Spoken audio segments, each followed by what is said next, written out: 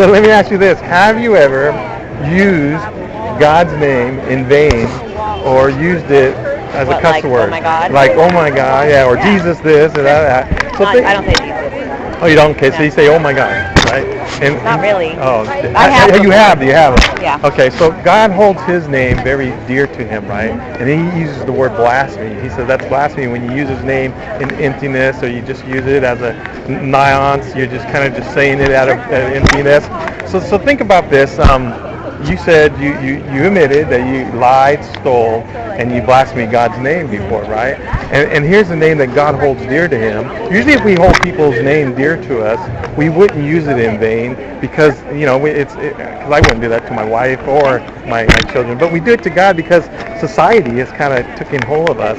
But God's saying, yeah, but I'm still gonna hold you guilty for using my name like that because you don't hold my name like that, Okay. right? So think about So I this. failed the good person test. Well, I'm a bad person. hold it. So you stand before the San Diego judge. He's looking at you with his robe on. And he got your paperwork there, and he asks you, he wants to know, he wants to verify, because if he's a good judge, he Sure. wants to verify if you did it or not. Okay. He says, have you lied, stole, and blasphemed? Are you innocent or guilty?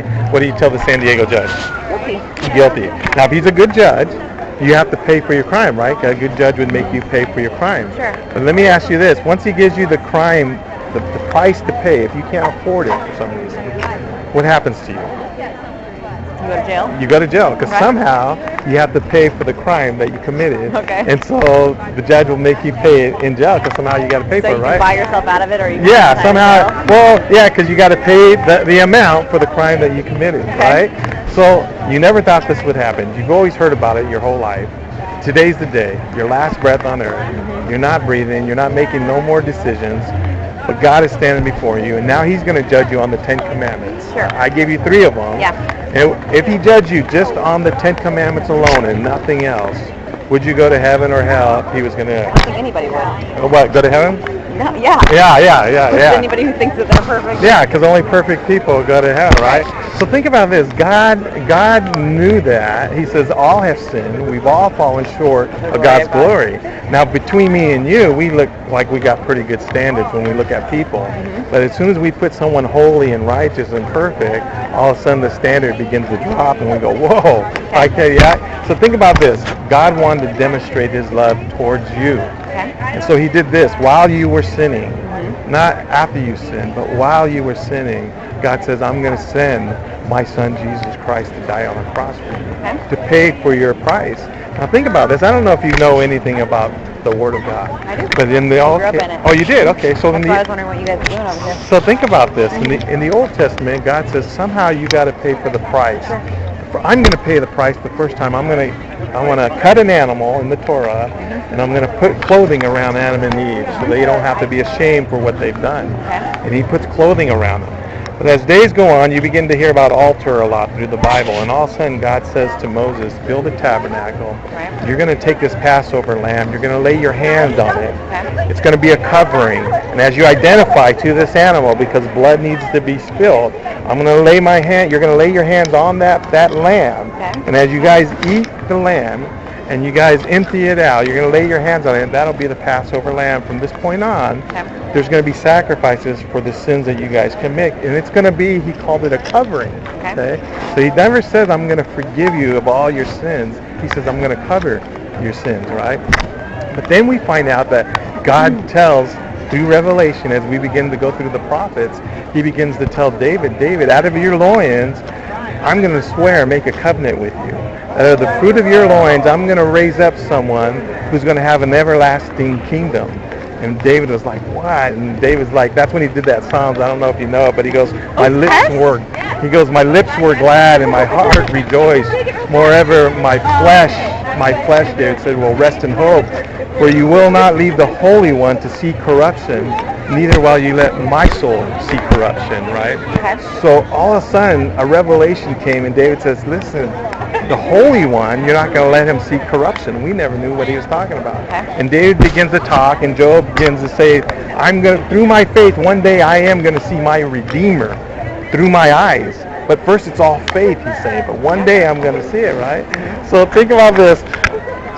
God begins to do a revelation to us. He begins to tell us in Isaiah how the plan's going to work out. And he says, this woman is going to conceive a child, and his name's going to be called God with us, Emmanuel.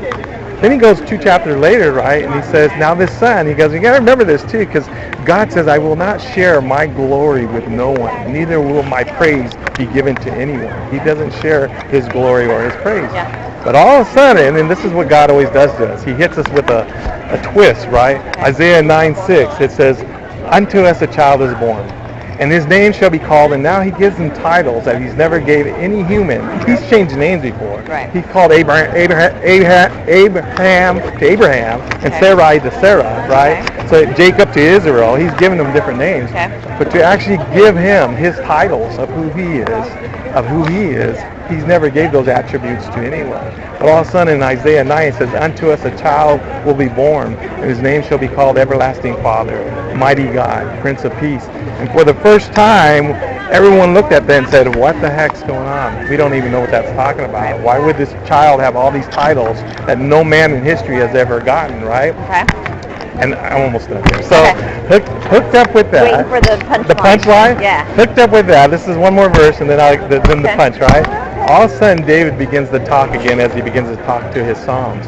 And as he talks to his songs, he begins to say, my God, why have you forsaken me? He goes, I am poured out like water. All my bones are out of joint. You have brought me to the dust of death, and my tongue clings to my jaw. And it goes on to say, the evil congregation, this is Psalms 22, the evil congregation have encircled me, and they pierced my hands and feet.